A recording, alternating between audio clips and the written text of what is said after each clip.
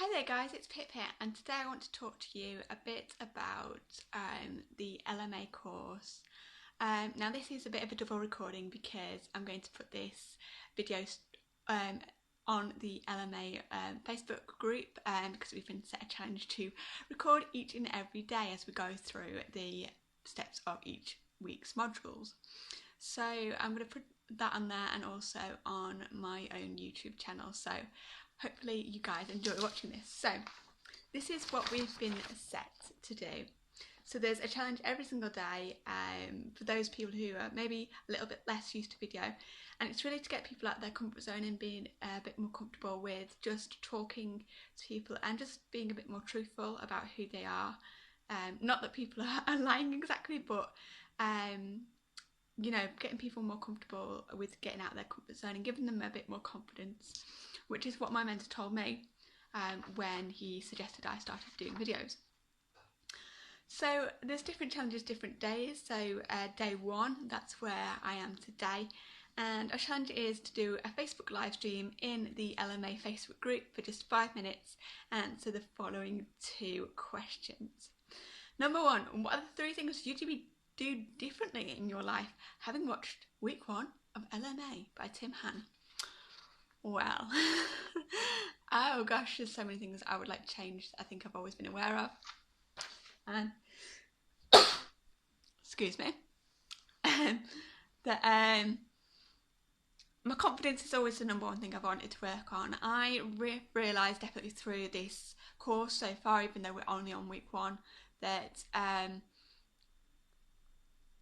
I've kind of really let myself down in terms of not having the confidence to be the person that I should be. You know, it's funny, I think back from when I was at school, and I was really good at writing at school. It was something I really enjoyed. I remember being in year 6 and just feeling really confident in myself in writing. And I don't really know what's happened to that person since then.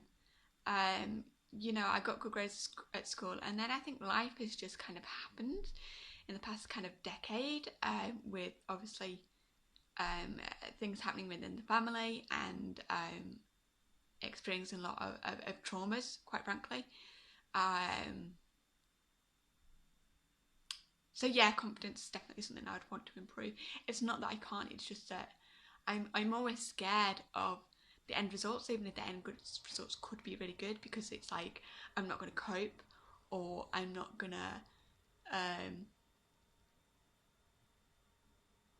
be able to sustain it. I'm not going to have the energy and the passion and the vibrancy to sustain it. And that was really the second thing I realised. So we did a challenge which is about you have to write a little thing about your future self, which is really I've come across it before, you know, the future self visualization, which is like kind of a meditation. So and it's the one I did was by a guy in my business community called Dien, and when he did it, I could actually envisage it, which is pretty amazing, because half the time I just kind of listen to people talking and think this is a bit daft and stupid. But yeah, that's the second thing I realised. We had to write a statement about who we wanted to be. Now, obviously, I identify myself as an entrepreneur because I have my own business, and although it may not be properly off the ground, I have been in business education now for 2 years, and hopefully I am gaining each and every day a bit more of the business mindset. If nothing else, my mentor has always taught me to invest in myself. Both my personal mentor, whose name is Bella, who I came into the business group from a couple of years ago, and of course one of the founding members, whose name is Stuart, who always talks about the value of investing in yourself, even if it's not formal education. But something that I've been really lacking is passion. I really don't know what I'm passionate about. Last year I went through about 8 or 9 different jobs just trying to find my passion, and it got to a point where I was just applying for jobs because of lack of fear of having no money, and more than that, like the way my brother, who I live with, was feeling about that, and just having that kind of shame, where you can't get by and have even just a basic life. You can't even get a basic minimal wage job, and kind of the huge shame and the kind of a self-disappointment I think that comes with that. And I realised that one of the reasons I hadn't got ahead in my business career because I've had to take a bit of diversion, because having made some mistakes and having had some bad things happen to me through kind of other people, I wouldn't say taking advantage, but not fulfilling their promises, let's just say. I've had extreme mental scarcity in pretty much all areas of my life, and one of the reasons I realised I'd taken that deviation, it was not because I actually didn't have the capital, it was because I didn't quite have the passion. I didn't want it badly enough. Les Brown, the great motivational speaker, I'm sure you've come across him. If not, please watch him on YouTube. He's one of the most entertaining people to watch. Not that any motivational speakers are boring, I definitely always learn something from them. But I like Les Brown's upbeat character.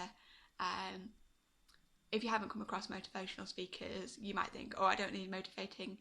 For me, it's one of the best things that I've ever come across.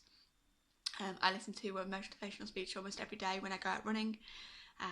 You might have noticed I'm kind of in a bit of running gear now. I did go out on a walk, in fact, and listen to that. And yeah, I would definitely like more passion because, these people, they get fired up with passion. And I think I've learned, again, not to have passion because of how quickly I've learned things are taken away from you, whether that's somebody that you love, whether that's something you love, whether that's an environment that you love,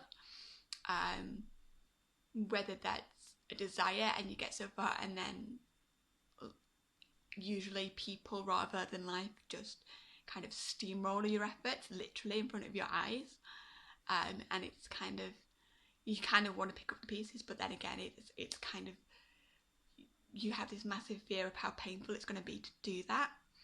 So those are the two things. And then the second question, that was a bit of a long answer, is out of the three things you've stated, I've only stated two, so yeah, confidence and passion and direction I think would be the third. What would you say is the one thing you're most committed to implement first in your life and why? All of them take massive amounts of spirit and drive. Finding your why is one of the most important things in life. If you don't know why you're doing something, inevitably it's not going to work because it's not going to be sustainable. Because you're going to run out of, you're going to hit that point of why am I even doing this, and there's going to be no real answer. So yeah, I think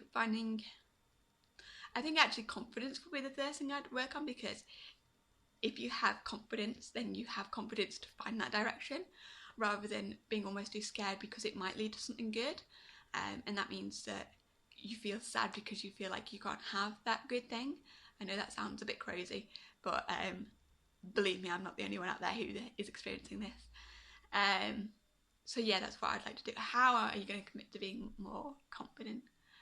I've had to really put up with a lot of random rubbish from a lot of people who think they know about building a business and who've never built a business in their life, telling you that people are going to screw you over.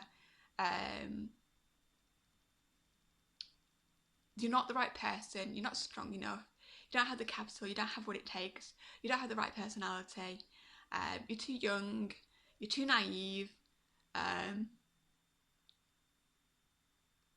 it's not going to lead you where you want to go, that's another one. You don't have the stamina, that's another one. And probably several more that I'm told by people close to me. So I've had to kind of learn to block that out, and as a result I've kind of ended up not making the deliberate determined effort not to bring up certain subjects, particularly the subject of business, funnily enough, to avoid that experience, that confrontation, which is constantly and continually there, and which has led to my life being very difficult at a lot of times when I could have done with a lot of support. And I mean, thankfully I have two good friends that, whilst they are, you know, mindful to say to me, you know, there is this risk involved, they've always been supportive, and I'm glad I've really had them during these times, because although they may not know any more about business, they've always said, you know, you've got to do what you think is best for you, and at the end of the day, if it fails, then at least you can say you've tried. And sometimes that's just what you need. You just need somebody's approval to go ahead. So I think at the end of the day, ultimately, no one can give that to myself but me. There's plenty of examples of people out there who, you know, succeeded in life and shouldn't have got to where they've got, and wouldn't have got to where they've got if they did listen to the people around them, telling them they weren't good enough, telling them all these things that I've just mentioned, which are extremely unhelpful. Much as though I'm sure they come from a loving place, and extremely heart-shattering, I think would be the word. So yeah, I think that's the one thing I want to work on. Confidence obviously comes from integrity, which is something I've learned massively this week. And I've kind of lost my confidence because I haven't followed through on my word, because I've been too afraid because of all these things that I've allowed myself to believe. And yeah, I just want to bring that to you today, really. So it's quite an interesting course. If week 1 is meant to be dipping your toe in the water whilst learning to swim, then the following week should be very interesting.